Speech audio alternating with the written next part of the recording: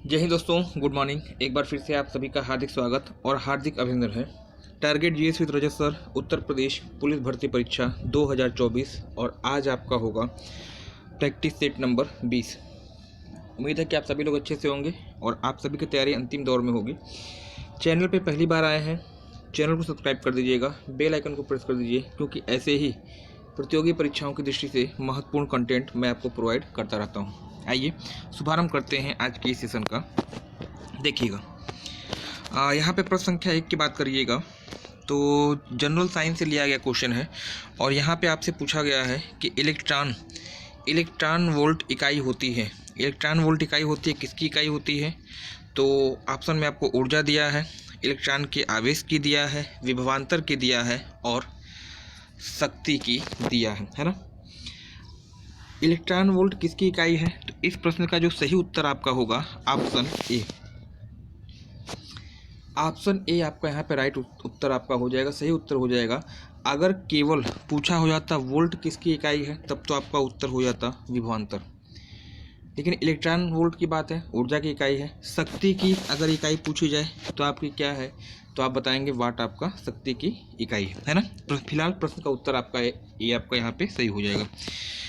आज के सेशन का जो अगला क्वेश्चन है, देखिए जनरल साइंस का यह भी क्वेश्चन है और पूछा गया कि निम्नलिखित में से कौन सा रोग वायरस के द्वारा होता है। ये आपका प्रश्न है, कौन सा रोग वायरस के द्वारा होता है? हैजा दिया है, डिप्थीरिया दिया है, मलेरिया दिया है या फिर हेपेटाइटिस दिया है। तो इस प्रश्न का जो सही उत्तर आपका होगा वायरस के द्वारा होने वाला रोग कौन सा है, यहाँ पे सही उत्तर आपका हो जाएगा ऑप्शन डी, हेपेटाइटिस। और हेपेटाइटिस में कौन सा अंग प्रभावित होता है, कमेंट सेक्शन में आप कमेंट करके मुझे बताएंगे, है ना।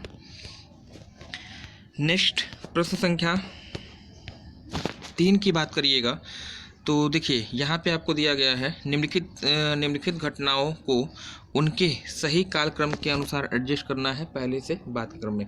4 घटनाएं आपकी दी गई हैं और यहाँ पे जो है जिस क्रम में वो घटना घटित हुई है पहले से बाद के क्रम में अरेंज करना है। और 4 घटनाएं कौन कौन सी, पहले इसको देखते हैं।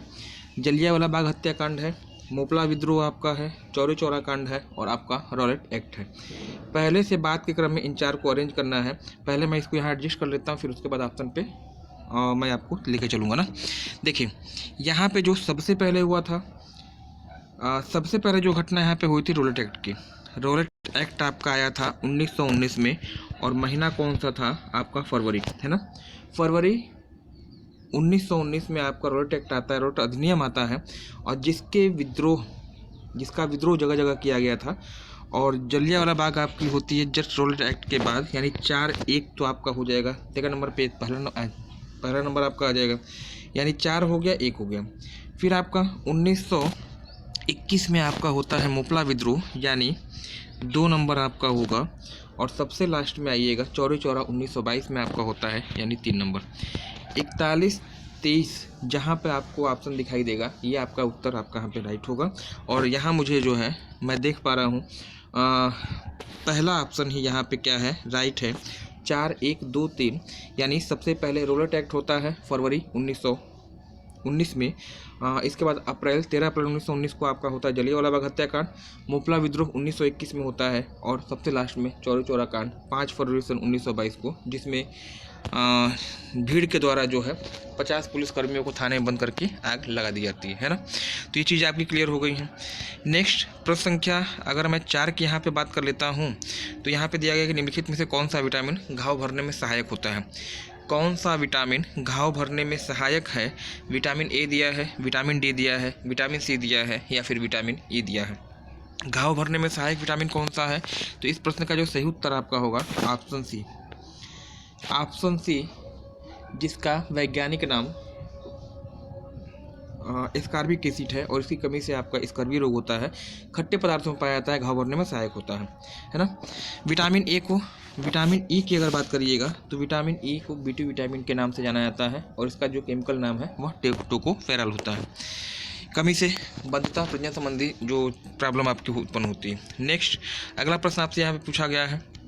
देखिए ऐसे क्वेश्चन आपको मिलेंगे, थोड़ा सा प्रश्नों का स्तर जो है पिछले सेट के मुकाबले कठिन होगा, तो कापी पेन लेके आप बैठेंगे, निश्चित रूप से आपने लेकर बैठा भी होगा, और जो चीज़ें आपको नहीं समझ में आती हैं या जो नहीं पढ़ाया गया है, नहीं आपके नज़र से गुजरा है, उसका एक फेयर नोट्स बनाइएगा और अंत में उसका रिवीजन करके आप एग्जामिनेशन हॉल में जाएंगे, है ना। प्रश्न संख्या 5, श्यामी जुड़वा शब्द का प्रयोग होता है। श्यामी जुड़वा शब्द का प्रयोग होता है। 4 कैटेगरी आपको दी गई है और कौन सा इसमें ऑप्शन सही है। जुड़वा बच्चे मतलब ट्विंस जिनको कहा जाता है। देखिए, श्यामी जुड़वा किसे कहा जाता है? ऐसे जुड़वा जिनके लिए, ऐसे जुड़वा के लिए शब्द प्रयोग किया जाता है जिनके या जिनसे एक नर और दूसरा मादा होता है ना। ऐसे जुड़वा के लिए शब्द प्रयोग किया जाता है जिसमें एक नर और एक मादा होता है।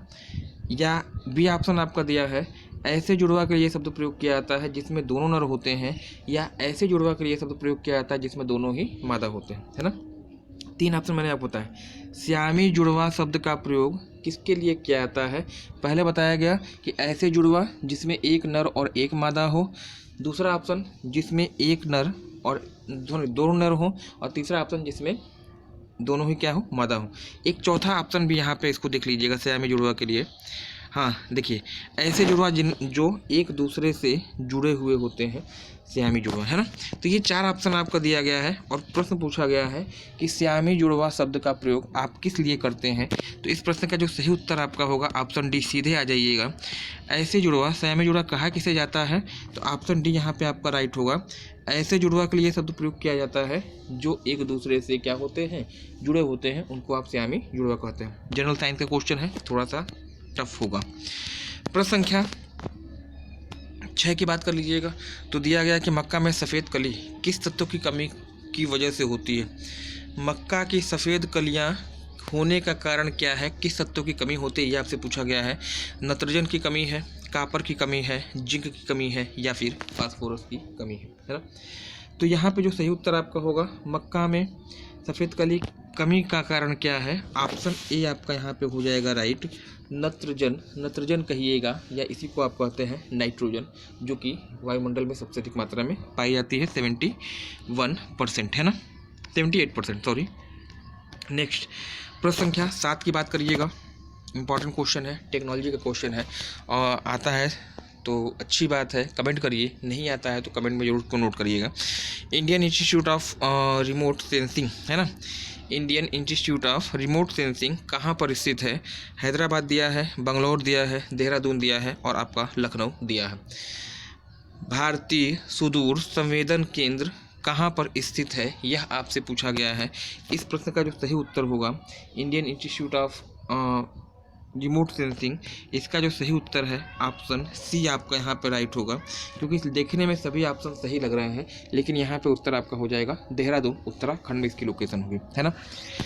अगर हैदराबाद की बात करिएगा तो हैदराबाद में क्या है आपका, डीएनए फिंगरप्रिंटिंग है, मतलब वो जो उंगली छापन जो डीएनए टेस्ट होता है ना। बंगलौर में क्या है, सिलिकॉन सिटी, सिलिकॉन वैली आपकी बंगलौर में स्थित है। लखनऊ में क्या है, लखनऊ में एशिया का पहला बायोटेक पार्क है ना। तो इतनी चीज़ें आपकी क्लियर हो जाती हैं। प्रश्न संख्या 8 की अगर बात कर लीजिएगा तो यहाँ पे आपको दिया गया है, निम्नलिखित में से कौन सुमेलित नहीं है, यह आपसे पूछा गया है। कौन सुमेलित नहीं है? आलमगीरपुर है, वनवाली है, दयामाबाद है, और या फिर राखी गढ़ी है। एक तरफ हड़प्पाकालीन स्थल है और दूसरी तरफ उनके राज्य हैं। कौन सा स्थान किस राज्य में है, यह आपसे पूछा है। 3 सही हैं, 1 गलत है, गलत को आपको चुनना होगा। आलमगीरपुर की बात करिएगा तो आलमगीरपुर यह उत्तर प्रदेश में पड़ता है, उत्तर प्रदेश के मेरठ जिले में हिंडन नदी के किनारे। तो ये तो आपका पूरी तरह सुमेलित है ना, ये सुमेलित है आपका, सॉरी। आलमगीरपुर मेरठ में है, उत्तर प्रदेश में। वनवाली हरियाणा में पड़ता है, हरियाणा के हिसार जिले में स्थित है, और ये भी आपका सुमेलित है। दयामाबाद महाराष्ट्र में स्थित है, सबसे दक्षिणी सीमा निर्धारित करता है हड़प्पा काल की। यह हड़प्पा कालीन जो सभ्यता आप पढ़ते हैं, और महाराष्ट्र में है प्रवरा नदी के तट पर।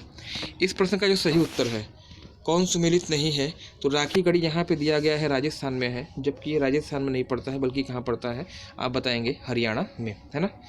और राखी गढ़ी वह स्थान है जो कि 3 भागों में विभाजित है, सॉरी कन्फ्यूजन होगा, राखी नहीं, आपका धौलावीरा आपका होगा, है ना, जो 3 भागों में विभाजित है ना। तो इतनी चीज़ें आपकी हो गई आपकी। फिलहाल यहाँ पे आइएगा, प्रश्न संख्या 9 की अगर बात कर लीजिएगा, देखिए सुमेलित करने वाला क्वेश्चन है। एक तरफ जनजातियां दी गई हैं और दूसरी तरफ राज्य दिया गया है, राज्य नहीं देश दिया गया है। जनजाति और देश दिया गया है और कहा है निम्नलिखित को सुमेलित कीजिए तथा दिए गए कूट का सही उत्तर आपको देना है ना। सुमेलित कीजिएगा पहले और इसको कूट में ऑप्शन दिया गया है वो आपको बताना है। वर्ड स्तर की है, विश्व की जनजातियां हैं, हाउसा है, माउरी है, जुलू है और आपका डाइक है ना। देखिए हाउसा जनजाति कहाँ पाई जाती है, तो हाउसा की जो लोकेशन है मैं आपको बता दूं, ये अफ्रीकी देश नाइजीरिया में है ना। नाइजीरिया के जो मूल निवासी हैं, नाइजीरिया के मूल निवासियों को आप हाउसा कहते हैं। पहले का 4 हो जाएगा आपका। माउरी जनजाति कहाँ पाई जाती है, जो न्यूजीलैंड के मूल निवासी हैं उनको आपने कह दिया है माउरी, तो 4 और 3 हो गया आपका। जुलू कहाँ पाए जाते हैं, तो साउथ अफ्रीका में है, मतलब 2 हो जाएगा।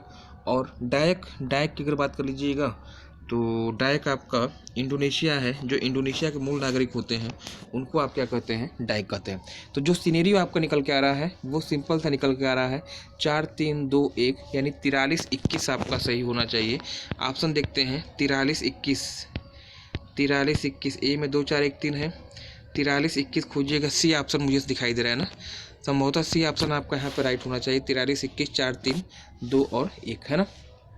चलिएगा आज के सेशन का 10वां क्वेश्चन, और इस तरह से धीरे धीरे करते करते एक एक कदम के साथ हम लोग पहुँच गए हैं इस सेशन के आधे हिस्से में।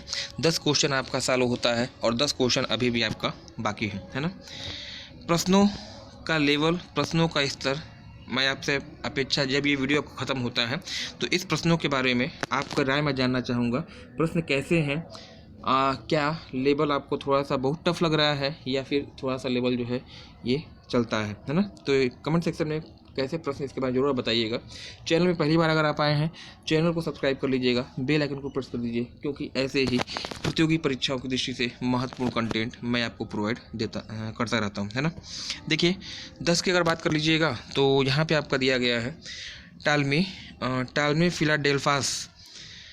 टालमी फिलाडेल्फास जिसके साथ अशोक के राजनीतिक संबंध थे, यह किस देश का शासक था, यह आपसे पूछा गया है ना। टालमी फिलाडेल्फास जिसके साथ अशोक के राजनयिक संबंध थे, इसका संबंध किस देश से है। साइप्रस दिया है, मिस्र दिया है, मकदूनिया दिया है और आपका सीरिया दिया है, ठीक है ना। तो देखिए इस प्रश्न का जो सही उत्तर है वो मैं आपको बता दूं, बाकी चर्चा करते हैं। फिलाडेल्फस किस देश से संबंधित था, तो इसका जो है ऑप्शन होगा बी, अफ्रीकी देश मिस्र। और मिस्र की राजधानी क्या है, काहिरा। किस नदी किनारे है, नील नदी। और मिस्र को जो है आप क्या कहते हैं, नील नदी का उपहार या वरदान भी कहते हैं। साइप्रस की बात करिएगा, साइप्रस पश्चिमी एशिया का देश है और राजधानी इसकी निकोसिया है और एशिया के सबसे पश्चिमी राजधानी है। सीरिया भी एशियाई देश है और इसकी राजधानी अगर देखी जाएगी तो इसकी राजधानी जो है आपकी हो जाएगी दमिश्क हो जाएगी ना। तो फिलहाल इसका उत्तर आपका हो जाएगा मिस्र का जो शासक था फिलाडेल्फस था। नेक्स्ट प्रश्न संख्या 11 की बात कर लीजिएगा। देखिए भारतीय इतिहास से लिया गया क्वेश्चन, एंशिएंट हिस्ट्री से। गौतम बुद्ध समय का प्रसिद्ध वैद्य जीवक किसकी दरबार से संबंधित था। जीवक जो है एक प्रसिद्ध वैद्य था गौतम बुद्ध के समय, और इसका संबंध किसके दरबार से है, किसके दरबार में था, ये आपसे पूछा गया है। बिंबिसार, चंद्रप्रद्योत, प्रसेनजित या फिर उदयन है ना। तो जीवक का संबंध किससे है, इस प्रश्न का जो सही उत्तर आपका होगा ऑप्शन ए यहाँ पे होने जा रहा है। ऑप्शन ए बिंबिसार आपका राइट उत्तर आपका हो जाएगा है ना। आज के सेशन का 12वां क्वेश्चन यहाँ पे आपका दिया गया है, मॉडर्न हिस्ट्री का क्वेश्चन है, समाज सुधार से संबंधित है और यहाँ से भी क्वेश्चन आपका बनता है। निम्नलिखित में से किसके सतत प्रयासों से मुंबई में प्रथम महिला विश्वविद्यालय की स्थापना होती है, ये आपसे पूछा गया है। उस विचारक या उस समाज सुधारक का नाम आपसे पूछा गया है। निम्न में से किसके लगातार प्रयास से मुंबई में प्रथम महिला विश्वविद्यालय की स्थापना होती है। दयाराम गिडमल दिया है, DK कर्वे दिया है, रमाबाई दिया है और महादेव गोविंद रानाडे दिया है। चारों समाज सुधारक है।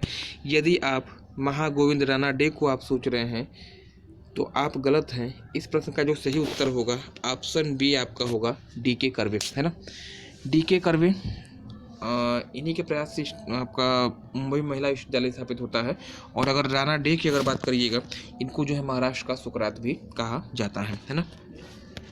आज के सेशन का 13वां क्वेश्चन, और यहाँ भी मैचिंग वाला क्वेश्चन है, मिलान करने वाला क्वेश्चन है। सूची 1 को सूची 2 से सुमेलित करना है और दिए गए कूट का सही उत्तर चुनना है। एक तरफ खान दिया है और दूसरी तरफ संबंधित खनिज दिया है। कौन सी खान किस लिए फेमस है आपको पहले मिलान करना होगा और उसके बाद नीचे ऑप्शन में आपको बताऊंगा। चलिए पहले मिलान करते हैं। आप मिलान करने में सक्षम भी होंगे निश्चित रूप से। देखिए, खान में 4 खान है। एक तो बादाम पहाड़ है, जावर की खान है, अंकलेश्वर है और सिंगरैनी की खान है। सबसे पहले किया गया जाता है इन चारों में जो सबसे कंफर्म हो कि 100% आसान हो, वहाँ से हम शुरुआत करते हैं। और इन 4 में सबसे आसान कौन है? जावर की खान सबको मालूम है ना। जावर की खान सबको मालूम है, पड़ती है कहाँ पे? राजस्थान में। और ये फेमस है सीसा और जस्ता के लिए। अगर मैं इसका कलर कुछ चेंज कर दूं तो चीज़ें कुछ अलग हो जाएंगी ना। देखिए, जावर की खान राजस्थान में पड़ती है, सीसा जस्ता के लिए फेमस है। नंबर आपका क्या होगा? 1, B1 हो गया। अंकलेश्वर गुजरात में है, पेट्रोलियम के लिए फेमस है, तो C का 4 हो जाएगा। ठीक है। अब बच गया बादाम पहाड़ और सिंगरैनी की खान। तो बादाम पहाड़ की अगर बात करिएगा तो ये उड़ीसा में है और ये जो फेमस है लौह अयस्क के लिए, तो इसका 2 हो जाएगा, है ना। 214। बच गया आपका सिंगरैनी की खान। कोई डाउट ही नहीं बचता है, सीधे सिंगरैनी को ले जाकर झोंक दीजिएगा कहाँ पर? कोयला में, और आपका हो जाएगा 3, है ना। तो 2, 1, 4, 3 यहाँ पे उत्तर आपका निकल के आ रहा है सिंगरैनी। 2143 आपका उत्तर है। सिनेरियो निकल के आ रहा है, देखते हैं 2143 कहाँ पे है। और संभवतः ये जो है 2143 किस ऑप्शन में आपको यहाँ दिखाई दे रहा है? ऑप्शन सी होगा 2143, यानी 2, 1, 4, 3, है ना। चलिए नेक्स्ट, आज के सेशन का जो 14वां क्वेश्चन है आप लोग के लिए, देखिएगा। निम्नलिखित में से किसके शासन काल में ब्रिटिश भारत की राजधानी कलकत्ता से दिल्ली स्थानांतरित की गई थी, है ना। किसके शासन काल में ब्रिटिश भारत की राजधानी कलकत्ता से दिल्ली स्थानांतरित हुई थी? लॉर्ड मिंटो दिया है, लॉर्ड हार्डिंग दिया है, लॉर्ड चेम्सफोर्ड दिया है और लॉर्ड रीडिंग दिया है। इंपॉर्टेंट होगा और हमेशा आप पढ़ते आए हैं। 1911 में अनाउंसमेंट होती है कि भारत की राजधानी कलकत्ता से दिल्ली होगी, ये घोषणा की जाती है और 1912 में इसको स्थानांतरित कर दिया जाता है। उस समय शासनकाल ना तो लॉर्ड मिंटो का था, ना तो चेम्सफोर्ड का था और ना ही लॉर्ड रीडिंग का था। उस समय शासनकाल किसका था? तो आपका सही उत्तर होगा ऑप्शन सी 1912। 1912 में 1911 याद रखिएगा। 11 में अनाउंसमेंट की जाती है, महारानी मेरी का दरबार होता है ना। अनाउंसमेंट होती है दिसंबर में और फरवरी में इसको स्थानांतरित कर दिया जाता है। ऑप्शन भी आपके यहाँ पे सही हो जाएगा। लॉर्ड मिंटो 1909 का मार्ले मिंटो सुधार आप पढ़ते हैं। भारत शासन अधिनियम 1909, जिसके तहत जो है पाकिस्तान के निर्माण की बीज बोया गया था। चेम्सफोर्ड की बात कर लीजिएगा। चेम्सफोर्ड 1919 में रोलेट एक्ट और साथ ही साथ जलियांवाला बाग हत्याकांड इसके शासनकाल में हुआ था।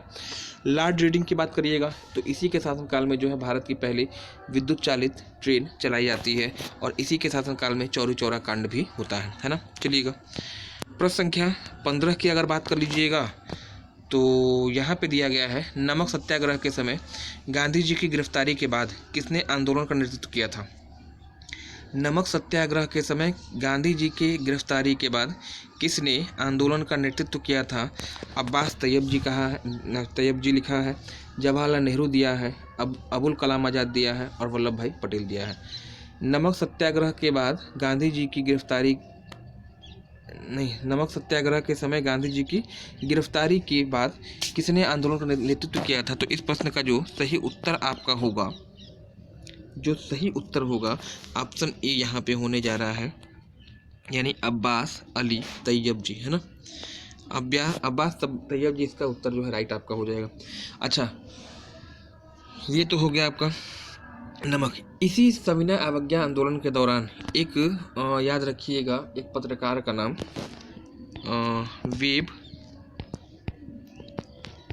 वेब मिलर, जो कि एग्जाम में आपसे हमेशा पूछे जाते हैं।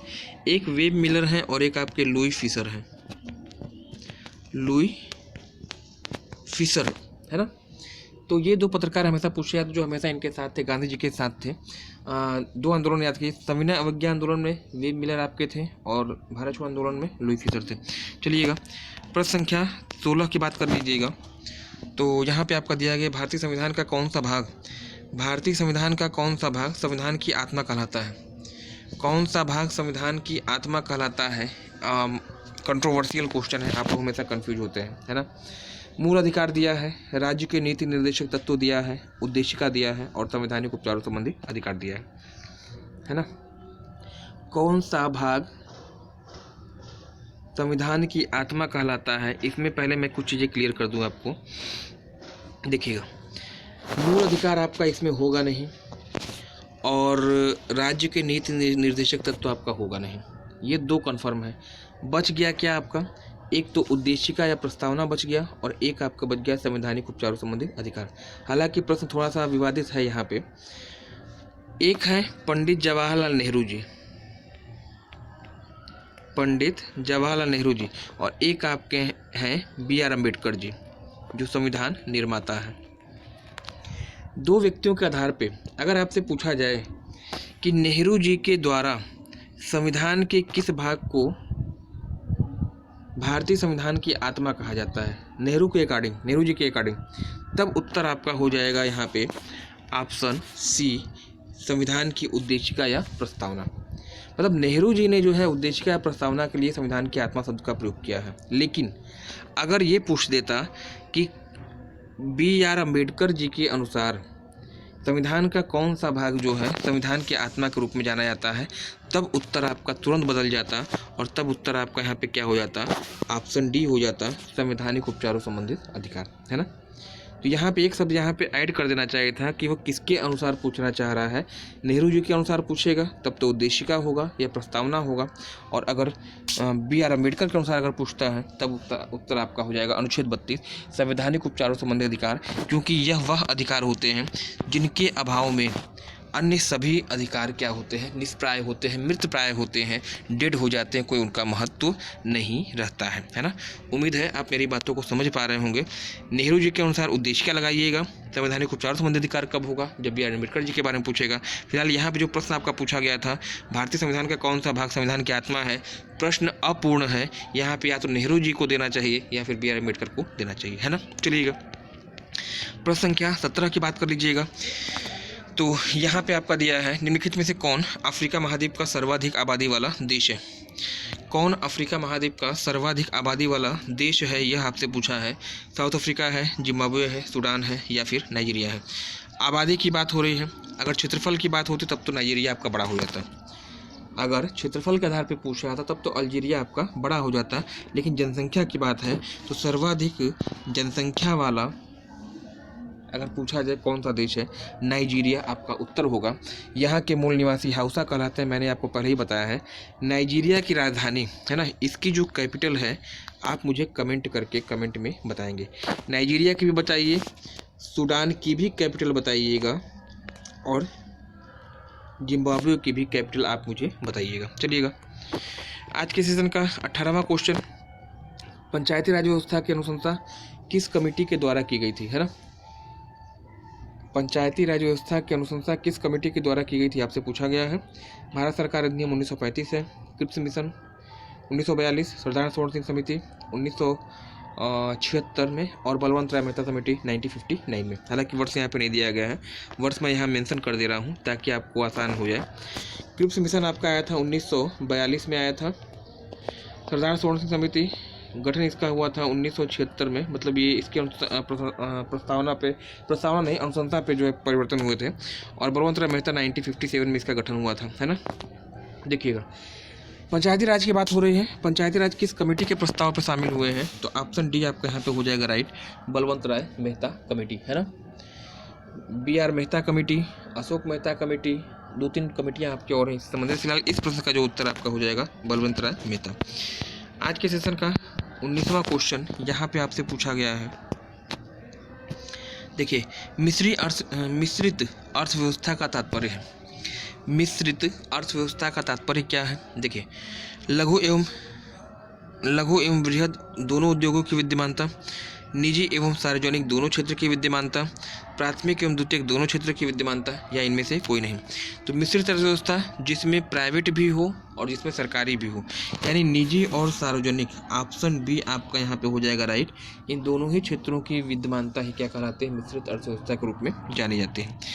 आज के सेशन का अंतिम क्वेश्चन, और एक एक करते हुए हम लोग अपने अंतिम पायदान पे आ गए हैं। 20वां क्वेश्चन होगा, स्वावलंबन योजना किस उद्देश्य की पूर्ति करती है? यह आपसे पूछा गया है। चैनल पे पहली बार आए हैं, चैनल सब्सक्राइब कर दीजिएगा, बेल आइकन को प्रेस कर दीजिए, क्योंकि ऐसे ही प्रतियोगी परीक्षाओं की दृष्टि से महत्वपूर्ण कंटेंट मैं आपको प्रोवाइड करता रहता हूँ। स्वावलंबन योजना आपसे पूछा गया है, ग्रामीण महिलाओं के रोजगार से संबंधित है, शहरी महिलाओं के रोजगार से संबंधित है, विकलांग व्यक्तियों के रोजगार से संबंधित है, या महिलाओं को ट्रेनिंग एवं कौशल प्रदान करना, है ना। जब महिलाओं की बात होगी तो केवल ग्रामीण या केवल शहरी की बात हो नहीं सकती है, तो ये दो ऑप्शन तो आपका वैसे ही खत्म हो जा रहा है। विकलांग व्यक्ति आपका संभव नहीं है। ऑप्शन डी सबसे उपयुक्त मुझे लग रहा है, महिलाओं को ट्रेनिंग एवं कौशल प्रदान करना स्वावलंबन योजना का उद्देश्य है, ताकि वह जब बड़ी हो जाए अपने हाथ पैर पे हो सके, है ना। तो ये रहा आज का सेशन, महत्वपूर्ण सेशन, बेहतरीन सेशन। उम्मीद है कि आप लोग को पसंद आया होगा। चैनल पे पहली बार आए हैं, सब्सक्राइब करके बेल आइकन को प्रेस कर दीजिएगा। आज के लिए फिलहाल इतना ही। अगले दिन पुनः सुबह 6 बजे एक दुगने उत्साह के साथ एक नए बेहतरीन सेशन के साथ आपके सामने उपस्थित रहूँगा। धन्यवाद। Have a nice day. Thanks for joining me. Okay.